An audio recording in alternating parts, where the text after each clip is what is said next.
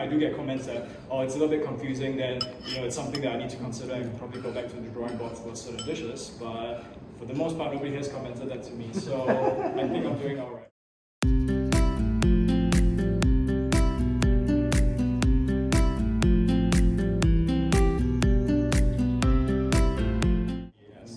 So if you can imagine like an artist's canvas, like a painting, is pretty much open to interpretation, right? So it's almost anything goes based on what the artist perceives as inspiration and creativity.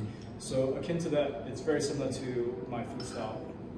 As in, I don't really want to be defined by a specific culture or a specific cuisine type in that sense. So I don't do food that's like Nordic Jap or Italian or just French training, but then like use Asian inspired ingredients and stuff like that. To me, it's literally all encompassing of all those. It's just, I guess, in the moment and in the time that I am thinking of new dishes, it really just depends on what comes into mind. It could be inspiration from past travels, it could be from places that I've worked for, it could be books, it could be literally a dream, it could be something I saw on YouTube. Like, to me, like the sources of inspirations are in a sense like limitless in that sense. So to me, I think ultimately, as long as it tastes delicious, as long as it makes sense in terms of balance of the entirety of the menu, I think to me that's all that matters. So I mean, you can give a verdict at the end of the meal that you can decide, like if the menu was confusing in a sense because there is no distinct cuisine style, but at the end of the meal, if you guys don't find it confusing and you just found it just generally tasty, then I think I've done my job. So obviously, if I do get comments that, oh, it's a little bit confusing, then it's something that I need to consider and probably go back to the drawing board for certain dishes. But for the most part, nobody has commented that to me, so I think I'm doing all right. But you like I said, all guess is subjective. There's no pleasing everybody anywhere, right? So in that sense, I don't really take criticism too personally, unless it comes to maybe seasoning. That one I do need to take a second look again at that, because that's concerning in terms of like palate and seasoning and stuff like that.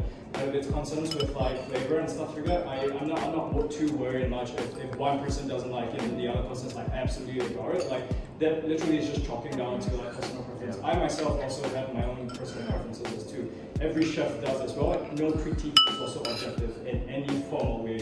Whatever panel, like World's 50 Best or Michelin Guide, like they're all just human beings ultimately, right? There's no like level up, like. But that being said, I obviously would give a bit more credit to people who have dined out more extensively. The only reason for that is obviously because they try more things versus somebody who maybe only grew up his entire life, maybe only eating hawker food, and you drop him and you serve him this. Obviously, it's a flavor profile he's not ever encountered before, whereas other people who have at least dined out in similar establishments and similar flavor profiles. It's basically you're just building on a memory bank. So basically on day one, what we do is we brine it in a spice brine for 24 hours. After which we blanch it in an aromatic master stock. So basically this enables it to tighten the skin, which allows it to dry significantly better in the fridge. So after which we dry age it so this has gone about 4 days of dry aging. Basically that's to help the skin crisp up a little bit more, and also just tenderizes the meat a little bit more. So after which we actually be roasted on the crown in the oven, 2 different temperatures. Basically one to get the internal temperature somewhere where I need it to be, and the last one basically is just to get the skin extremely crispy. So we've obviously served the duck legs in a different form. So just another little example. So I've taken inspiration obviously from Peking duck. So what I have on the second serving is essentially my version of a Sun Choy Pao.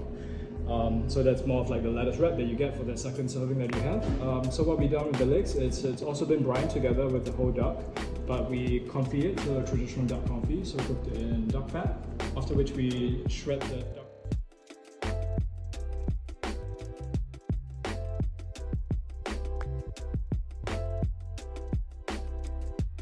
Your weaknesses as well, because I think that's something that a lot of chefs don't quite, you yourself coming up to a point where you have a lot of followers and you're like almost social influencer. At that point, it's like, and also at that point, you're not doing the cooking anymore. Yeah, you literally are not doing the cooking anymore. You are literally on your laptop all day long and doing God knows what, and everybody else is like busting their ass or something. So it's like.